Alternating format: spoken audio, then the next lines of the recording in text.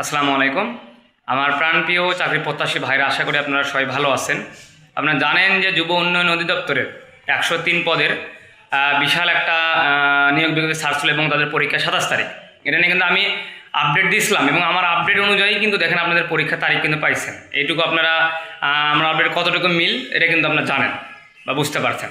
তো মেইন কথায় আসি যে যুব উন্নয়ন অধিদপ্তরের আজকের পরীক্ষার তারিখ কত, মানে পরীক্ষা তো 27 তারিখে, বাট কত সংখ্যক আসলে আবেদন করছে, এমসিকিউ লিখিত এবং সার্কুলার লেখাতে সম্পূর্ণ অস্থায়ী, বিস্তারিত নিয়ে কথা বলবো। তারা বলে রাখি, চাকরির সকল তথ্য নতুন নতুন আপডেট সম্পর্কে জানতে চ্যানেলটি সাবস্ক্রাইব করবেন। মেইন কথা আসে, সরাসরি কথা, যে অফিস সহায়ক পদের যে 1,70,000 প্লাস 1,70,000 প্লাস আবেদন পড়ছে এখানে। তো এই পদগুলোতে আপনারা অনেক প্রতিযোগিতা হবে। 1,70,000 প্লাস, লোকলি মাত্র 103 জন। তার মানে দেখেন একটা পদে কতজন করে পরীক্ষা দিবে বিপরীতে, যার ফলে ভালোভাবে পরীক্ষা দিলে টিকবেন।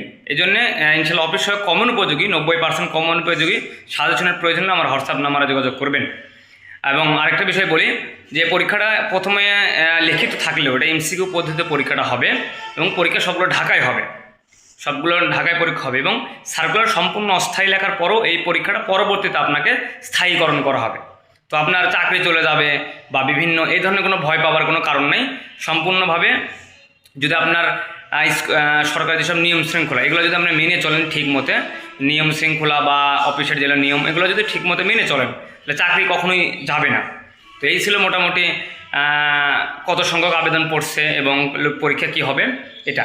তো এই পদের আবারও বলি, এই পদের যদি আপনার কমন উপযোগী সাজেশনের প্রয়োজন হয়, অবশ্যই আমার হোয়াটসঅ্যাপ নাম্বারে যোগাযোগ করবেন।